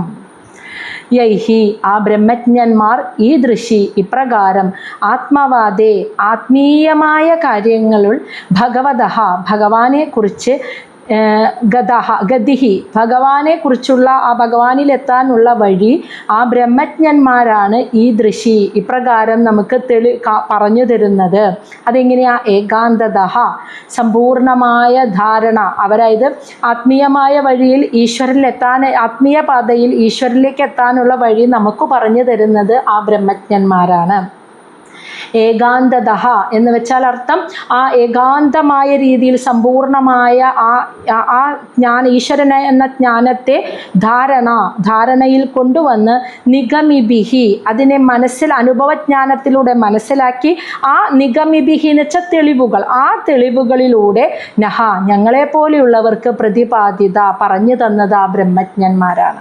അപ്പോൾ ഈ ആത്മീയ പാതയിൽ ഈശ്വരനെ കുറിച്ച് ഞങ്ങളെപ്പോലെയുള്ള ക്ഷത്രിയർ വൈശ്യർ ശൂദ്രർ എന്നിങ്ങനെയുള്ളവർക്ക് എല്ലാവർക്കും സ്വയം ആ ഏകാന്തതയിൽ ഇരുന്ന് സമ്പൂർണമായ ധാരണയിൽ ആ ഭഗവാനെ അനുഭവിച്ചറിഞ്ഞതിൻ്റെ തെളിവുകൾ പറഞ്ഞു തന്നിട്ട് നമുക്ക് ആ ഈശ്വരനെ കുറിച്ച് പറഞ്ഞു തരുന്നത് ഈ ബ്രഹ്മജ്ഞന്മാരാണ്.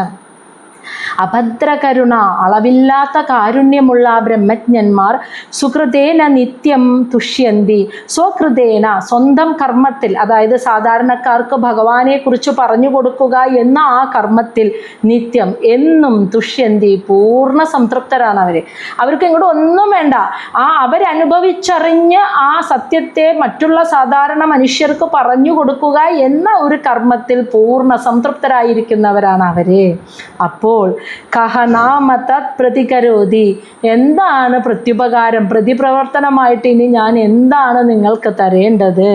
വിനാ ഉദപാത്രം കൂപ്പുകൈകളല്ലാതെ എൻ്റെ കയ്യിൽ ഇനി ഒന്നുമില്ല എന്നാണ് പൃഥു മഹാരാജാവ് പറഞ്ഞത്.